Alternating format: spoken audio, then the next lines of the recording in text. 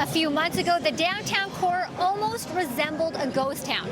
But now with people going back to school and some actually going into the office, it's quite busy with people out and about on the streets. But is it anywhere near what it was like pre-pandemic? It's nice seeing people out and about and the economy doing better. It does feel good to be back in the city. We haven't been down here in a while, and yeah, it feels great. Back to normal. Just this area is a little congested, so I kind of want to head south and get out here. On a sunny weekend day, Yonge Street is looking pretty packed. The normally tourist destination was hit pretty hard during the pandemic. The chief operating officer of downtown Yonge BIA, Mark Garner, says the situation is slowly improving. In 2019, we would normally see in August just under 5 million, so 4.9 million people would be in the neighborhood walking Yonge Street.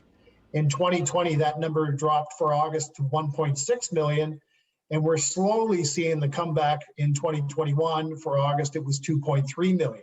The big problem continues to be empty office buildings. The employment cluster in the city of Toronto runs at around 80% total occupancy, and we have been as low during the pandemic down to 3%. Garner says as of September, that occupancy number remains quite low at just 9%. We need the employment cluster to come back because in our area specifically, the employment clusters, people forget that attached to the Toronto Eaton Centre is 3 office towers. And until those office towers come back, those people that would normally be going out for coffee, lunch, or staying for a show at Massey Hall are not there.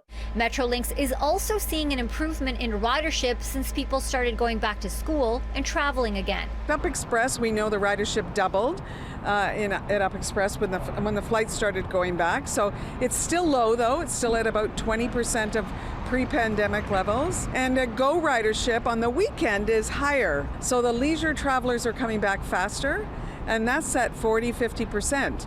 But during the week, we're still pretty low. We're still anywhere from 16% to 20%. That weekday number again impacted by the amount of people who continue to work from home.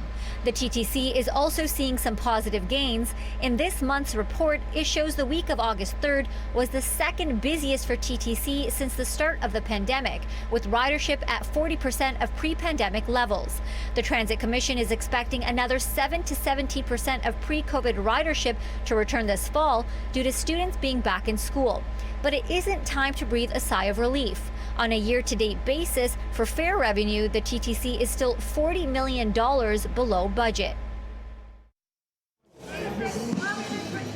The COO of downtown Yonge BIA says he predicts the situation will be closer to pre-pandemic levels next year when more people return to the actual office and more students are in-person learning at Ryerson University.